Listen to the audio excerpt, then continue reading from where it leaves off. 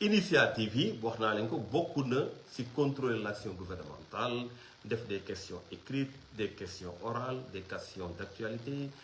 questions gouvernement, d'actualité au gouvernement, di saytu di dem sur le terrain ah di mën a sax woo ñu l'exécutif ne leen ñëw leen ngeen toog ngeen wax ñu lii ak lii nan la demee.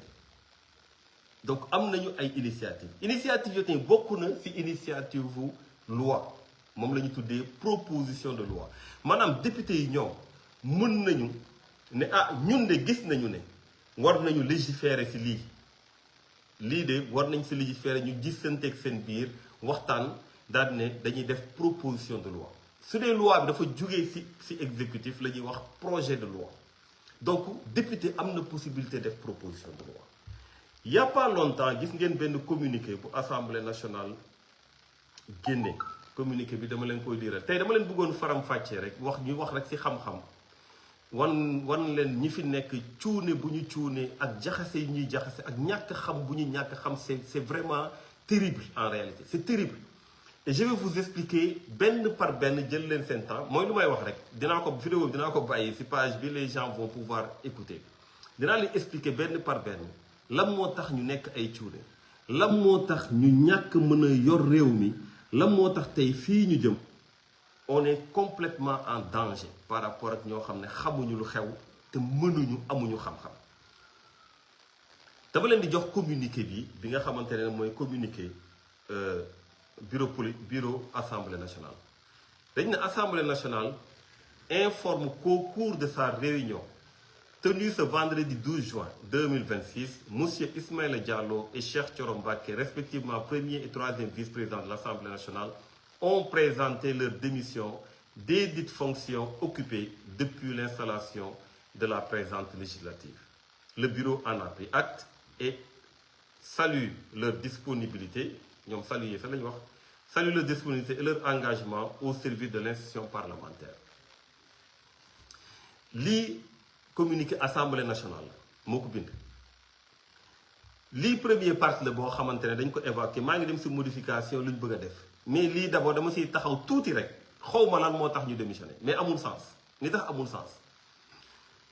Assemblée nationale session unique la am session ordinaire unique la am bu unique benn la mun na am ay session extraordinaire mais session ordinaire unique la. Session boobu fin du mois bii lay jeex mois de juin bii lay jeex après ñoom dañuy dem congé parlementaire dañuy dem vacances parlementaires su ñuy reprendre encore dafay tombeek mandat bi ñii ne dañuy démissionner day tombeek seen mandat jeex maanaam dañuy renouveler waat le bureau su ñuy reprendre encore. Donc ban sens la am d'ailleurs waxuñu pour lan la peut-être ñoom am nañ beneen idée parce que nee na ñoom dañoo xarañ di foowee suñuy institution. tey kii démissionné suba kay démissionné kay remplacé kii di def lu leen neex assemblée nationale mais peut-être que am na lu ñu ci jublu loo xamante ne ci dëng-dëng yooyu la nekk mais gisuñu sens bi parce que déjà ñoom fii ak fin du mois bi gisuma lu ñu war a def donc nekkuñu vice-président yi dul liggéey la ñu doon fin du mois bi jeex na presque su jeexee am na débat d'orientation budgétaire bu war a am mais loolu c'est l'assemblée je veux dire que fin du mois bii lay jeex. Après, ils ont des vacances parlementaires. Si nous parlons de vacances parlementaires, ils renouveler son bureau. Donc, là, moi, c'est déjà démissionné. Donc, on comprend démission,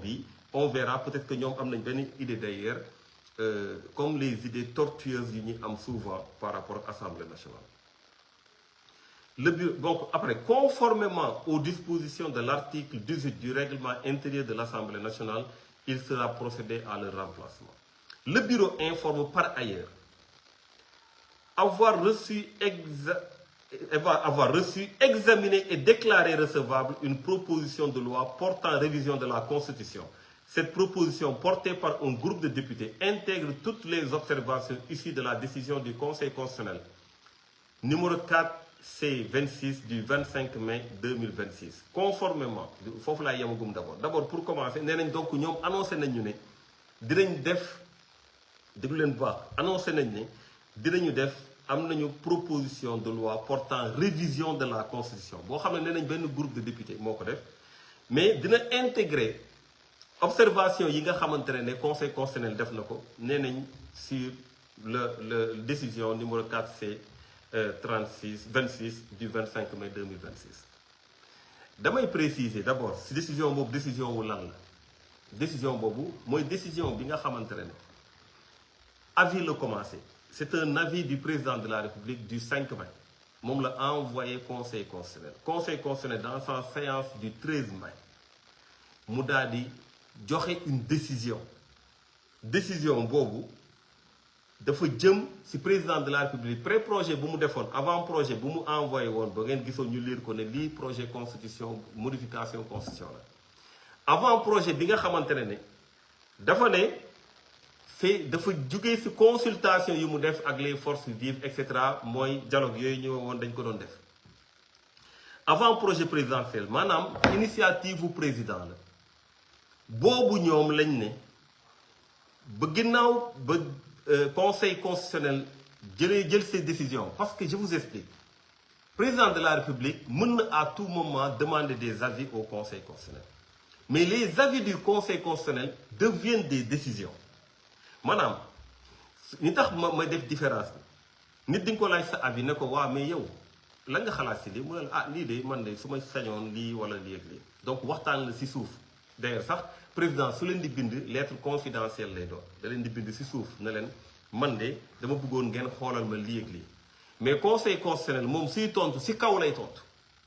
parce que lu muy tontu décision la